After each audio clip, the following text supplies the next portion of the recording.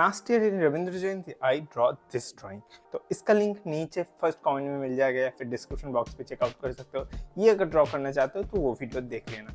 तो आज एक नया ड्राइंग करेंगे, थोड़ा डिफरेंट स्टाइल में होगा, थोड़ा फेस भी, थोड़ा पोर्ट्रेट भी, थोड़ा अलग टाइप का होगा। तो चलो अब शुरू करते हैं। सो जो रेफरेंस फोटो है वो मैंने ये चूज किया है और पूरे जो ड्राइंग है वो करने वाला हूँ मैं A4 पेपर में पेंसिल शेडिंग में होने वाला है। So let's start. सबसे पहले तो यहाँ पर जो आउटलाइन ड्राइंग है उससे शुरू करेंगे। मेथड इस्तेमाल कर रहा हूँ लूमिस मेथड। सबसे पहले एक सर्कल ड्रॉ करना है।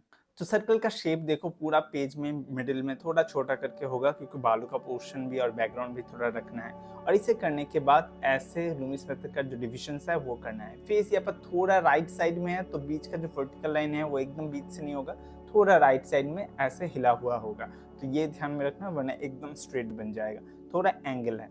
अब ये लूमिस मेथड का सारी चीज़ें हो जाने के बाद यहाँ पर मैं जो नाक है उससे ड्रॉ करना शुरू करूंगा। लूमिस मेथड अगर अच्छे से नहीं जानते तो लूमिस मेथड मास्टरी जो मेरा प्लेलिस्ट है वो अच्छे से देख लेना और यहाँ पर स्क्रीनशॉट ले लेना स्टेप बाय स्टेप, तो आप लोग समझ जाओगे।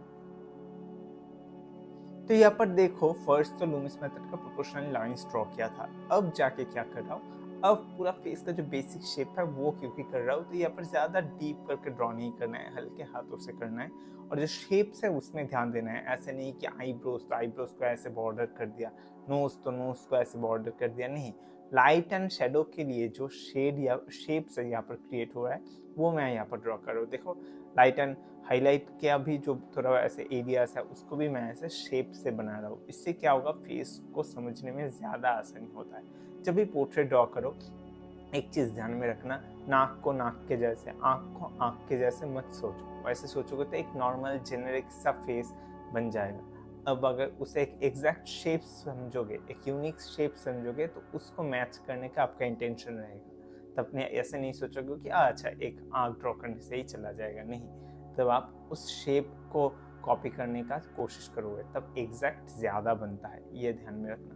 तो ओके, तो ऐसे छोटे छोटे ब्रोकन स्ट्रेट लाइन से, ज़्यादा कर्व लाइन इस्तेमाल नहीं कर रहा हूँ। तो इस तरीके से पूरा फेस को ड्रॉ कर रहा हूँ। अब रविंद्रनाथ टैगोर का फेस ड्रॉ करना ईजी है कंपेरेटिवली, क्योंकि छोटे टाइम से अगर वेस्ट बंगाल से हो तो हम लोगों ने बहुत बार ये ड्रॉ किया है, ठीक है। तो ये कंपेरेटिवली ईजी है, फिर भी समझा दिया मैंने कैसे करना है। तो ये है सेकंड स्टेज में पूरा फेस को हल्के हाथों से मैंने ऐसे ड्रॉ कर दिया। अब जाके थर्ड लेयर में, थर्ड स्टेज में मैं क्या कर रहा हूँ, डिटेलिंग में अभी नजर दे रहा हूँ। तो यहाँ पर थोड़ा डार्कर पेंसिल 4 भी इस्तेमाल कर सकते हो। उससे मैं जो लाइनिंग्स है, छोटे छोटे हाईलाइटेड पोर्शंस है, ओके, बालों का जो छोटे छोटे कर्व्स है वो यहाँ पर मैं मार्क आउट कर रहा हूँ। तो ऐसे धीरे धीरे आपको किस पोर्ट्रेट में जाना है, एक ही बारी में डार्क लाइन नहीं, धीरे धीरे जाओगे तो गलतियाँ कम होगा, इरेज करने का जरूरत कम पड़ेगा, ये ध्यान में रखना। ओके, वरना इरेज करते ही आधा दिन चला जाता है, ये ध्यान में रखना। ओके, तो इस तरीके देखो फेस का बीच का पोर्शन क्या, उसके बाद बाहर की चीज़ है जो आउटलाइन है वो कर लिया।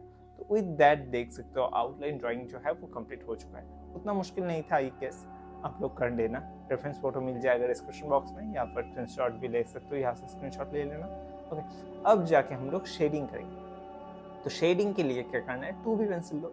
2B पेंसिल लेकर सबसे पहले क्या है, एक बेस लेयर देना है। बेस लेयर कैसे होगा, पूरा जो फेस का पोर्शन, जो सबसे हाईलाइट पोर्शन है, मतलब जहाँ पर लाइट सबसे ज़्यादा गिरा है, वहाँ पर हमें यहाँ पर एकदम व्हाइट छोड़ना है। बाकी एरिया को ऐसे घना शेड देकर पूरा फिल कर देना है। हल्का रखना है पर घना रखना है, और कहीं पर ऐसा नहीं कि कहीं पर डार्क कहीं पर लाइट, नहीं।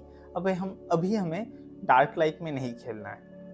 अभी सिर्फ एक फ्लैट टोन देना है और हाईलाइटेड एरिया को छोड़ के देना है। तो कैसे कर रहा हूँ देखो।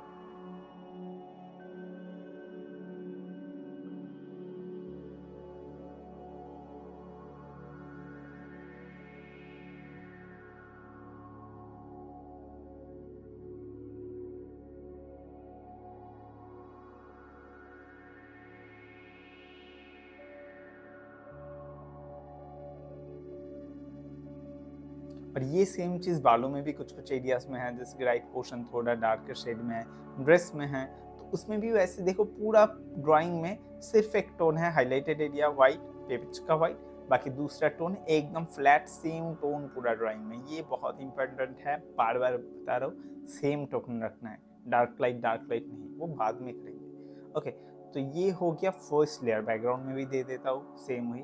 अब ये हो जाने के बाद दो एरिया में डिवाइड हो गया। अब जाके हम लोग डिटेलिंग में काम करेंगे। और सेकेंड लेयर में क्या करो, पूरा जो रेफरेंस फोटो है उसमें देखो सबसे जो डार्केस्ट एरिया, सबसे डार्क एरिया कौन सा एरिया है, आंखों का आई बॉल, वहाँ पर शेडो जो है, या फिर राइट साइड में जो शेडो है, नाक के इस साइड में राइट साइड में जो शेडो है, वो सारी एरिया। तो अब क्या करना है, सबसे डार्केस्ट एरिया में वैसे ही एक फ्लैट टोन देना है।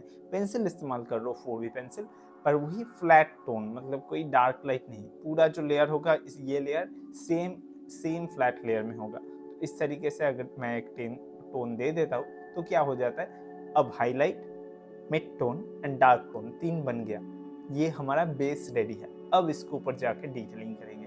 अब थर्ड लेयर, फाइनल लेयर है। यहाँ पर देखो मैं एक ऐसे मैकेनिकल पेंसिल, HB पेंसिल मेरे पास नहीं है तो मैकेनिकल पेंसिल से कर रहा हूँ। तो HB पेंसिल से एकदम हाईलाइटेड एरिया से शुरू करना है और धीरे धीरे डार्कर एरिया में जाना है। डार्क मतलब 4B स्किन में, आई बॉल्स के लिए 6B, लाइट मतलब 2B, HB, ऐसे पेंसिल यूज करना है। पर अब जाके हम लोग एंगल्स इस्तेमाल कर रहे हैं। पहले क्या था, पहले एकदम फ्लैट शेड दे रहा था, पर अब फाइनल लेयर में जाके जहाँ पर एंगुलर है वहाँ पर एंगल शेड, जहाँ पर डार्क है वहाँ पर डार्क शेड डार्क पेंसिल से दे रहा हूँ। अब ऐसे 3 लेयर इससे करने से क्या होता है, ड्राइंग अपने आप स्मूथ बनता है, ब्लेंडिंग का ज़रूरत नहीं है, और डार्क करना इजी हो जाता है। आपको प्रेशर डालने की ज़रूरत नहीं है, पेपर डैमेज नहीं होगा, लेयर्स में कर रहे हो तो धीरे धीरे डार्क होगा। तो बहुत सारे फ़ायदे हैं, तो इसीलिए इस टेक्निक को फॉलो करो। ओके, तो इस तरीके से देखो अब एकदम डार्क एरियाज में कौन सा पेंसिल, 6B, 8B, ये सारे पेंसिल इस्तेमाल करो। पेंसिल को एकदम शार्प रख के करो और धीरे धीरे शेड में करो। ऐसे कोई बॉर्डर डार्क करके बॉर्डर, देखो कहीं पर मैंने कोई बॉर्डर इस्तेमाल नहीं किया, आउटलाइन की तरह डार्क नहीं कर दिया। सॉफ्ट टच में आपको डार्क एरियाज को डार्क करना है और ऐसे शेप्स की तरह के समझो।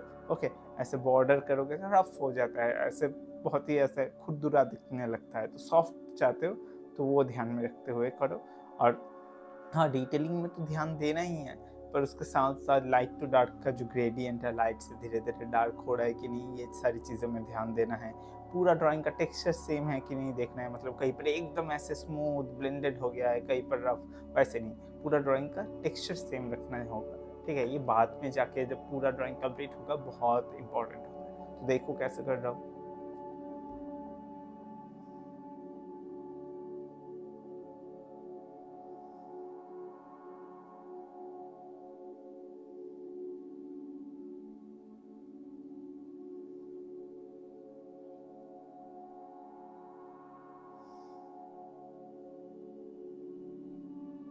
छोटे छोटे एरियाज के लिए एकदम शार्प HB, छोटे पॉइंट या फिर मैकेनिकल पेंसिल यूज कर सकते हो छोटी एरियाज को स्मूथ करने के लिए, क्योंकि बड़े पेंसिल में लिड बड़ा होता है तो वो आसान नहीं है A4 साइज के पेपर में।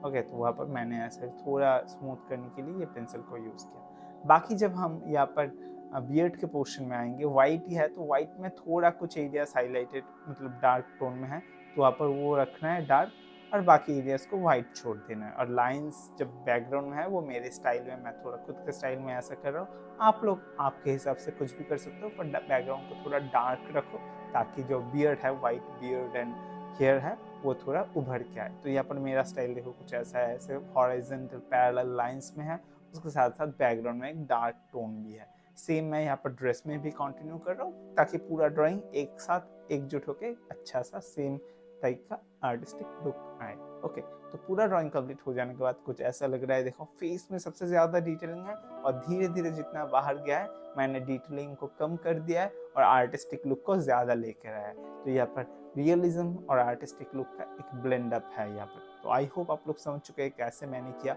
आप लोग खुद के तरीके से ट्राई करना, मेरे साथ शेयर कर सकते हो इंस्टाग्राम पर, यह है मेरा इंस्टाग्राम ID, यहाँ पर जरूर शेयर कर देना और ज़रूर सब्सक्राइब करना यार। चैनल नया है तो सब्सक्राइब करो, it's very important for me. For now I am signing off, मिलते हैं नेक्स्ट वीडियो में, तब तक के लिए all the best, do artistic and be artistic.